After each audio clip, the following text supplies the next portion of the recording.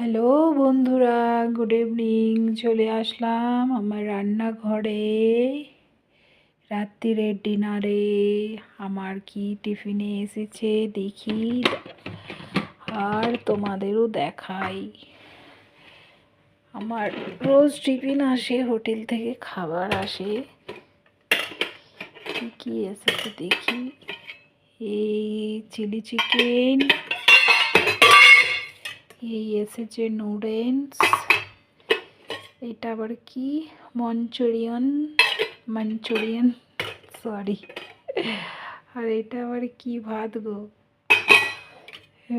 Rice, কি rice জানি না, যাকে। তার সাথে আছে রুটি। এই রুটিটা বাড়িতে বানানো হয়, আর এগুলো তো হোটেল থেকে আসে।